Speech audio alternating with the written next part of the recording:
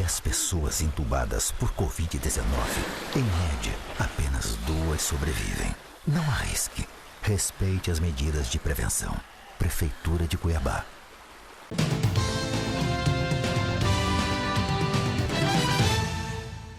Olá, você que nos acompanha pelo RDTV.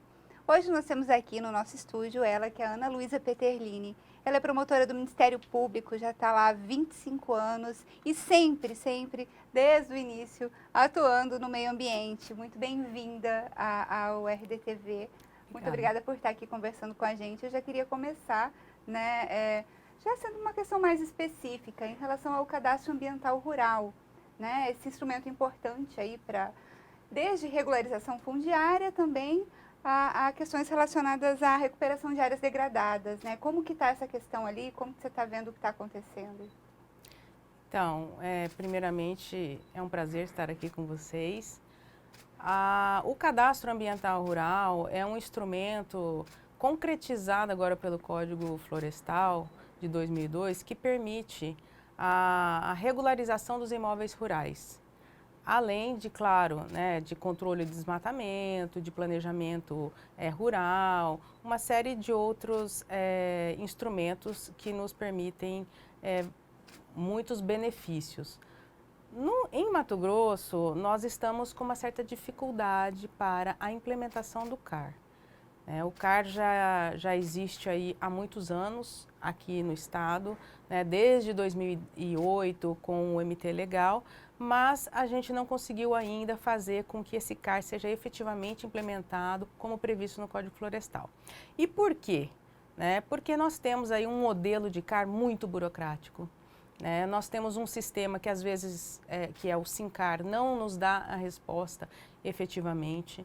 Nós temos dificuldade de compreender muitas vezes o que os responsáveis técnicos fazem no sistema, dificuldade de fazer análise e validação, enfim.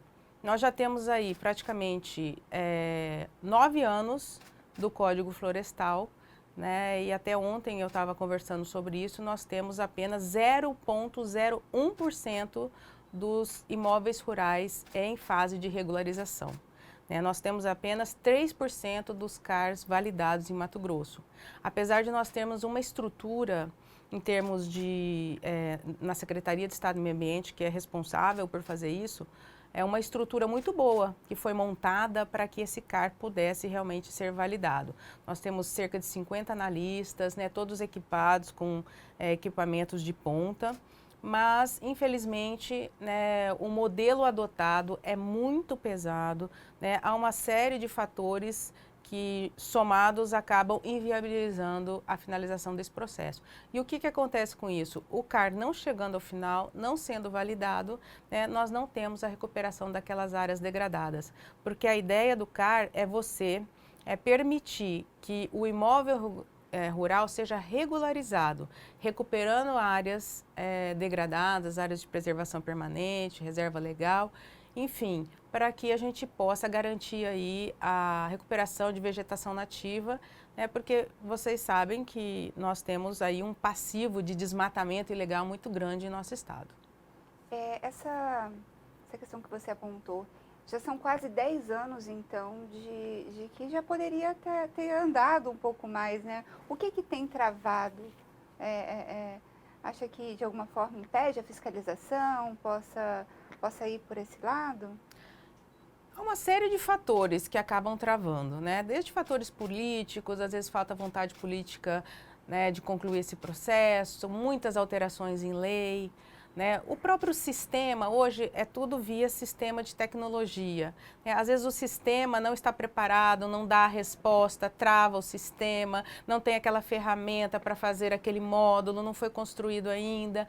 Nós temos também muitos produtores não querem chegar ao final desse processo, porque quando você chega ao final, você vai ter que colocar a mão no bolso para comprar área para regularizar os desmates ilegais, vai ter, enfim, tem um custo né, a regularização.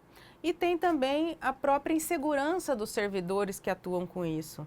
É porque como há muitas interpretações, às vezes divergentes para a análise daquele cadastro, né, isso cria insegurança jurídica, cria insegurança técnica e os servidores acabam não querendo validar o processo. E daí ficam criando pendências em cima de pendências e tudo isso somado acaba inviabilizando a finalização e a validação desse cadastro e a regularização dos imóveis. Então, enquanto não há essa regularização ampla, avança o desmatamento, avança a degradação mesmo dos recursos naturais no estado, né? Não tenha dúvida, né? Assim, também são vários fatores que contribuem para o aumento do desmatamento, mas a falta de efetividade do CAR, né, e do PRA é uma delas, né? Porque se eu não consigo regularizar os imóveis, né, eu ainda não consigo enxergar a ilegalidade existente aí nesses imóveis rurais de Mato Grosso. Então, isso sem dúvida nenhuma contribui bastante para que o desmatamento continue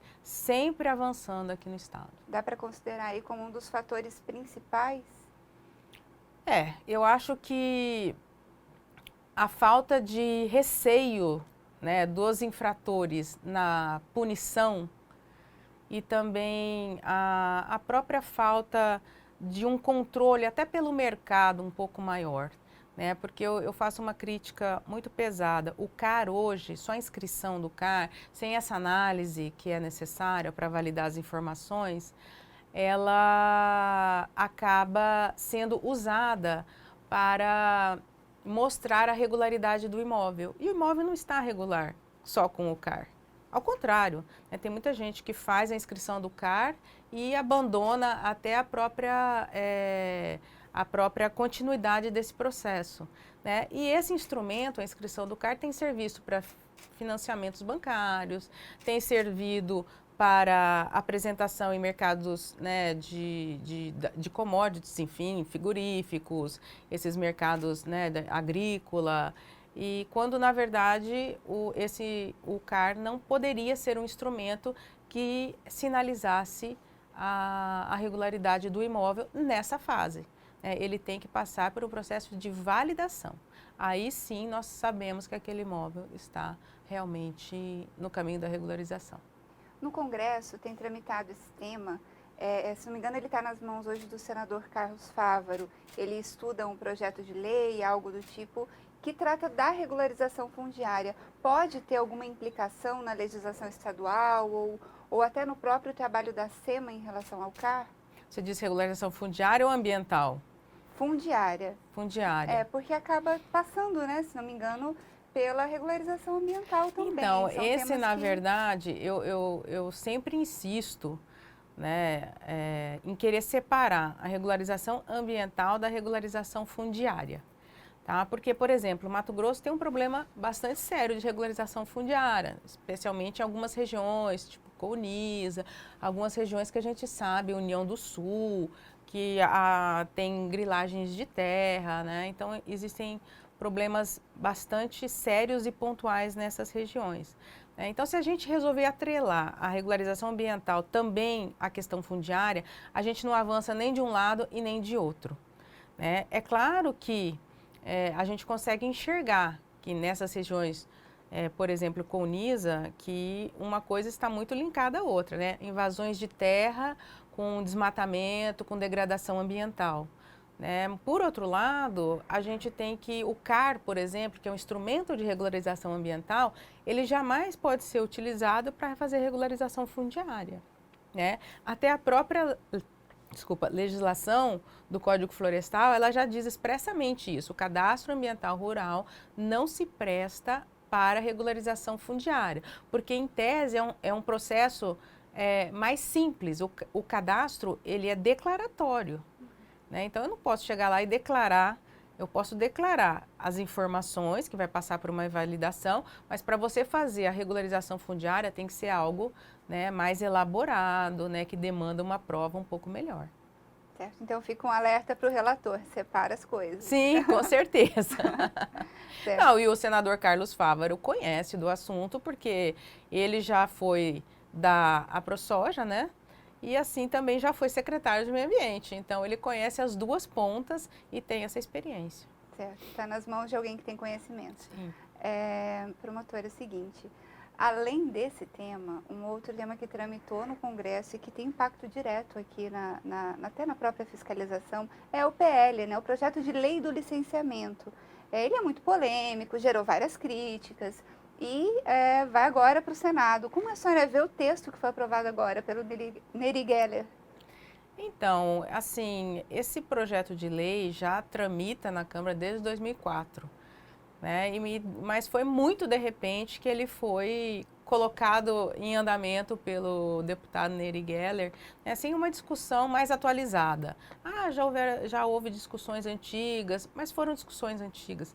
Nós precisamos atualizar, né, essas discussões com a sociedade, e isso não foi feito.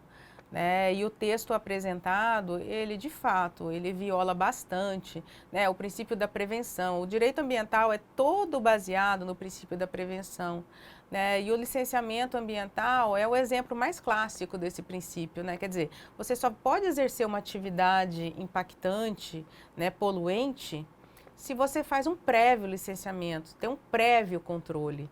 Né? E esse PL vem justamente para desestruturar toda essa construção do direito ambiental.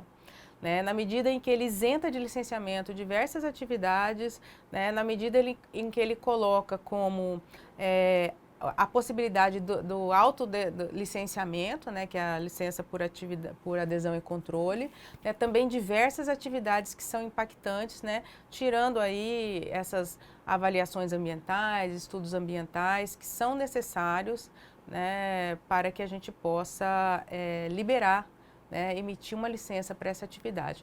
Então, realmente, nos parece que a licença acaba virando uma exceção e não uma regra como é hoje.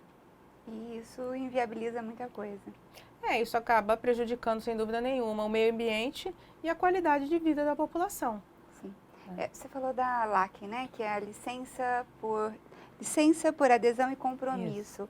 E ela isentaria aí de licenciamento a agricultura, né, a atividade agropecuária, mas também os empreendimentos de tratamento de esgoto.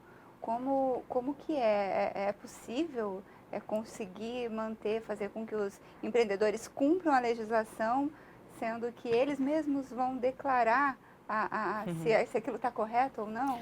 Olha, Andressa, eu acho que existem algumas atividades que são de pequeno impacto, de pequeno porte. Esta sim, eu acho que seria possível entrar dentro dessa licença por adesão e compromisso. Mas são atividades assim como eu disse, pequeno porte e de pequeno impacto. Agora, eles transformaram a licença de adesão e compromisso e estão pretendendo colocar diversas atividades que são de médio porte, que são de médio impacto, que são de alto impacto às vezes. Né? E isso realmente traz um risco, né, concreto muito grande para o meio ambiente, né, para a qualidade de vida das pessoas. Né? E assim, o mote, né, o motivo que impulsionou esse PL foi que as questões ambientais acabam impedindo e travando muitas obras públicas, muitos empreendimentos importantes. Né? E eu achei interessante que o Tribunal de Contas da União fez um estudo, né, que está até disponibilizado no portal deles, mostrando que das obras federais que estão paradas, né, por alguma razão, somente 1% delas é por questões ambientais. Então, 47%, eu não vou me lembrar as porcentagens, mas assim, eu lembro, 47% por questões técnicas, né? Os outros 20% porque a empresa abandonou a obra, né? Os outros 3% é por questões financeiras ou por questões de outros órgãos de controle que exigiram. Enfim, só 1% das obras federais foram paralisadas por contas de questões ambientais. Então, não há essa justificativa, né, de que essas questões ambientais travam o desenvolvimento, fica muito bem demonstrado nesse estudo, né, que foi feito pelo Tribunal de Contas da União. Entre esse 1%, é o que se está usando muito como algo emblemático, é a paralisação da Ferrogrão, né, que é uma demanda muito de Mato Grosso, pela produção de grãos alta, e a Ferrogrão ajudaria a escoar essa produção. É verdade isso? Assim, a gente pode contabilizar essa obra ali nesse 1% travado? Olha, eu de fato nem saberia lhe responder, porque a Ferrogrão, o processo de licenciamento dela é da esfera federal, né? Então não passa pela esfera estadual e eu não vou responder por ouvir dizer. Então, assim, eu não sei ao certo se o motivo do travamento da Ferrogrão foi esse, né? Mas a gente discute bastante. Tem questões, né, que realmente elas precisam ser melhor analisadas, porque são atividades ou obras, né, de alto impacto ambiental, né? Então, assim, elas precisam ser analisadas em várias vertentes, né? Então, pode ser que realmente ela não esteja travada, mas há uma série de exigências que precisam ser superadas. Então, tem que cumprir a lei, não tem jeito. Sim, claro. Seguinte, promotora, a gente viveu ano passado uma tragédia ambiental no estado. A gente vive a todos os anos, né? Mas ano passado parece que a situação em relação às queimadas foi ainda mais gritante, né? A situação estava aguda mesmo. E aí Mato Grosso viu Pantanal, maior planície alagada do mundo, em chamas. Isso chamou a atenção, né? Mas havia notas recomendatórias suas, inclusive, em relação, alertando para o perigo das queimadas, mas também do que viria depois, porque em janeiro a gente viu a seca na Baía de Chacororé, né, Cia Mariana. Como está hoje essa relação com o Estado, que o Estado tem feito, o que os proprietários de terra ali da região têm feito, né? Como que o Ministério Público está fiscalizando, olhando para isso? Nisso, né? Então, como você disse, né, uma série de fatores, né, contribuíram para que a gente pudesse assistir o ano passado essa tragédia que foi os incêndios no Pantanal. Na verdade, a questão de fogo, de incêndio, sempre foi recorrente no estado. Então, nós sempre tivemos aí, liderando muitas vezes, ao lado do Pará, as queimadas no Brasil. E sempre muito ligado ao desmatamento. Então, é comum que se desmate e, na sequência, se queime o material lenhoso. Então, eles são muito linkados, desmatamento e queimada. E isso muito comum, principalmente na região norte do estado, na região de floresta. E o ano passado, nós vivenciamos isso muito fortemente no Pantanal. Então, chamou muito a atenção. Por quê? Porque queimou, ao menos aqui em Mato Grosso, mais de 40% do bioma. Isso é muito.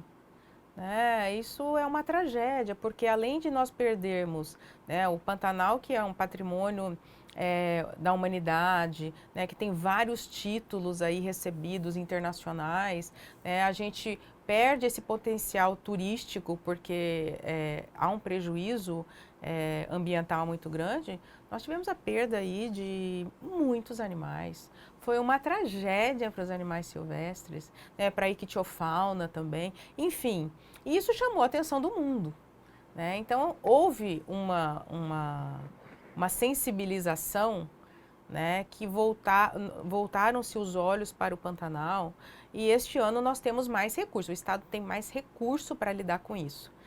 Mas esses recursos estão sendo investidos na contratação de brigadistas, a gente tem acompanhado para o período crítico, estão se comprando aeronave, enfim, tem recursos para melhorar a estrutura, só que isso não implica em melhorar a consciência da população.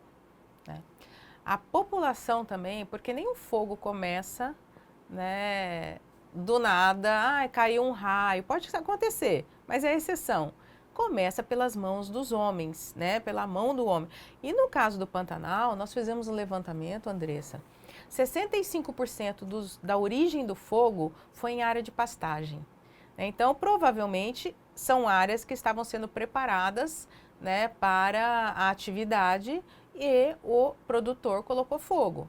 Né? Nós tivemos outros casos de um carro que caiu e pegou fogo, né, de um raio que caiu, de um apicultor, mas a maioria da origem do fogo realmente foi linkado com a atividade produtiva. Então, quer dizer, o produtor, as pessoas precisam se conscientizar, né, que este período, né, é totalmente impróprio, porque todo o fogo acontece no período proibitivo, né, o que é mais surpreendente. Né? Então, assim, as pessoas acabam colocando fogo justamente nesse período e as condições climáticas são muito adversas, né? Por causa da baixa umidade, por causa dos ventos, e perde o controle. Né? E foi isso tudo, né?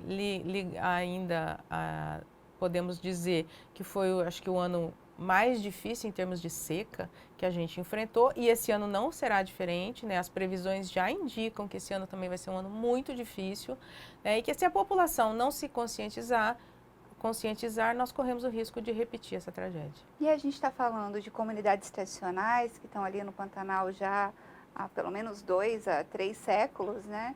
Ou de produtores mais novos, né? Gente que chegou ali, comprou a sua área. Dá para saber quem são os culpados? Sim, dá para saber. Assim, o Pantanal, às vezes a gente fica pensando no Pantanal e pensa no pantaneiro. O pantaneiro é minoria no Pantanal.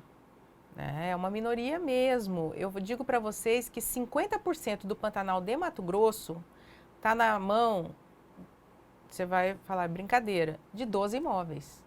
Nós temos imóveis lá de 100 mil hectares, de 80 mil hectares.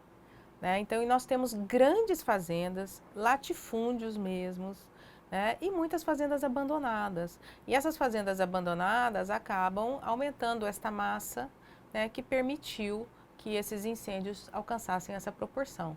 Então, o pantaneiro mesmo, o pequeno produtor, o pequeno pantaneiro, ele praticamente é uma exceção. Não dá para dizer que essa população que está ali há séculos está queimando o Pantanal. Não, até porque o pantaneiro, ele sabe lidar com o Pantanal. Ele está acostumado com esse pulso de inundação, com essa dinâmica do Pantanal de cheia e seca. Né? Ele sabe quando colocar o fogo dele, né, proceder à limpeza. Né? Só que agora nós temos aí um outro cenário, né, de grandes fazendas no Pantanal que muitas delas só visam o lucro mesmo, né? Não estão muito preocupadas aí em respeitar toda essa dinâmica natural do Pantanal. Entendi. Assim, além do Pantanal, além da questão do desmatamento na Amazônia, se citou lá com o NISA, né, que já fica lá em cima, Sim. quase acabando o Mato Grosso, a gente tem o Cerrado, que também sofreu muito ano passado com as queimadas. E esse investimento que vem sendo feito esse ano, que já é superior aos últimos 5 anos, né, de prevenção a incêndios florestais, até com a contratação de brigadistas, é o suficiente para impedir uma nova tragédia? Porque todo ano a gente vê. Não, é o que eu digo, né? Nós precisamos de várias frentes para evitar essa tragédia. E a conscientização da população e, notadamente, né, a preparação dos produtores rurais é fundamental. Os produtores têm que adotar medidas preventivas, né, seja fazendo aceros, que são fundamentais, né, seja tendo em suas propriedades também pessoas que são preparadas, né, são treinadas para o primeiro combate, instrumentos para o primeiro combate, seja trator, seja abafadores, enfim, há uma série de instrumentos que permitem, porque infelizmente o Corpo de Bombeiro, além de não estar em todos os municípios do estado, ele não tem condições de combater incêndios florestais dessa proporção. Então é importante que as propriedades rurais, elas estejam preparadas para dar esse primeiro combate. Né? Então, isso é importante que os produtores se unam. Né? Eu não digo ainda que cada propriedade precisa ter uma estrutura de primeiros combates, mas deve haver na região próxima uma brigada comunitária, né? Ou se a fazenda for muito grande, tipo essa de 50 mil hectares, precisa ter.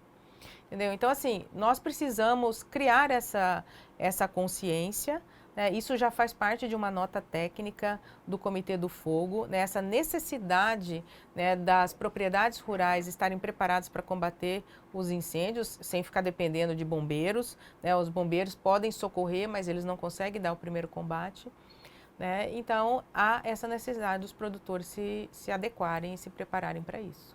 É uma política pública que foque em multar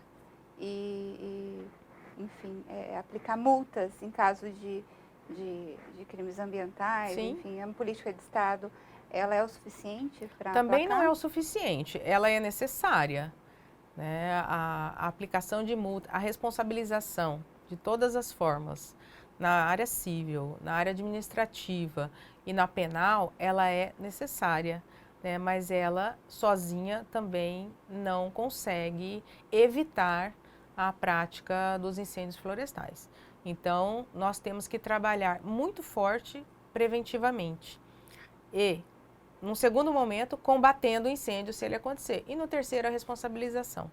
Então, todos esses incêndios que nós identificamos no ano passado, a origem deles, eles estão estão em fase de investigação. Nós temos 35 lá no Ministério Público, 35 procedimentos entre inquérito civil e inquérito policial para responsabilizar aqueles que atearam o fogo ano passado. Então já tem os nomes, já sabe o Sim, rumo de... a grande maioria sim. Certo. Tem mais uma questão que assim, a gente muda um pouquinho de assunto, mas nem tanto, porque é nacional. O ministro Ricardo Salles, ele tem sofrido nas últimas semanas, inclusive, operações da Polícia Federal sobre a atuação dele com as madeireiras. E aqui em Mato Grosso teve uma denúncia de um servidor do IBAMA que fala que sofreu pressões, né? Ele atua, se não me engano, em Alta Floresta. Já se ouviu algo do tipo aqui em Mato Grosso? Esse tipo de pressão acontece? Essas pressões sempre existiram e sempre irão existir, né? Seja em qualquer esfera de governo, é normal que pessoas queiram pressionar, queiram corromper e tenham aqueles dispostos a serem corrompidos. Mas, assim, esse é um tema, né, muito delicado, porque a gente sabe, e eu não sei absolutamente nada sobre a investigação desse caso concreto, né? Mas é muito comum, infelizmente, na área ambiental, nós nos depararmos, né, com, principalmente na área de madeira, ainda com boa parte da ilegalidade, né? E isso tudo está muito linkado com a falta de licença, a necessidade de lucro rápido, né? A irregularidade e ilegalidade do setor, né? Por mais que, assim, eu assisti, né, nos últimos anos um grande avanço aqui em Mato Grosso na questão da madeira, né? Mas sempre tem ainda um rescaldo de ilegalidade, né, que acaba afetando o setor e que acaba manchando muitas vezes, né, a própria imagem do setor, que melhorou muito, mas ainda precisa aprimorar. E é preocupante que essa relação conflituosa com a lei tenha um amparo lá no governo federal, dentro de um ministério, né, do meio ambiente. Pois é, o Ministério mudou muito, né, nessa gestão, nesse novo governo, né? Houve uma mudança muito perceptiva, né, de pensamento, de forma de atuação, né? E a gente percebe a falta de estrutura dos órgãos de fiscalização, do IBAMA, do próprio ICMBio, né? Eles já não têm a força que tinha antigamente. A própria linha de pensamento do ministro, né, não se alinha muito com quem defende o meio ambiente. Então, assim, realmente isso tudo espelha, talvez, né, a política do governo federal. Muito obrigada pela sua atenção, né, por vir aqui atender o nosso convite. Queria deixar os minutos finais, se você quiser se despedir, acrescentar alguma coisa que eu não tenha perguntado, fica à vontade. Não, eu só quero agradecer mesmo a oportunidade, é sempre muito importante nós conversarmos sobre as questões ambientais, mostrar a importância de estarmos sempre despertando na população essa consciência ecológica, porque quando a gente defende o meio ambiente, a gente defende nada mais, nada menos do que a sadia qualidade de vida da população. Seja está na área urbana, seja que está na área rural, essa é a intenção da defesa ambiental. Então, esses espaços são importantes para a gente estar sempre colocando a questão ambiental em evidência, por isso eu agradeço o espaço. Muito obrigada. Obrigada. Obrigada a você que nos acompanha. A gente quer falar da importância também do uso de máscaras faciais. Aqui no estudo a gente está numa distância adequada, mas logo encerrando a entrevista a gente retorna com as nossas máscaras. Se cuide das pessoas ao redor. Acompanhe também informação de qualidade, conteúdo, acompanhe o RDTV, o RD News e muito obrigada.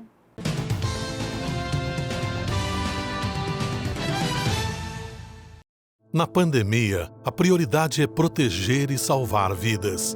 Mas o trabalho da Prefeitura de Cuiabá também avança em outras áreas, como a mobilidade urbana. Primeiro entregou o viaduto da Avenida das Torres e agora o viaduto da Avenida Beira Rio, que melhorou o trânsito não só dos arredores, mas de toda a Grande Cuiabá. 2 grandes viadutos construídos com recursos próprios pela primeira vez na nossa história. Essas entregas são resultado do esforço permanente da Prefeitura na busca de soluções modernas e definitivas para melhorar a mobilidade na nossa cidade. Cuiabá vai continuar avançando. Prefeitura de Cuiabá.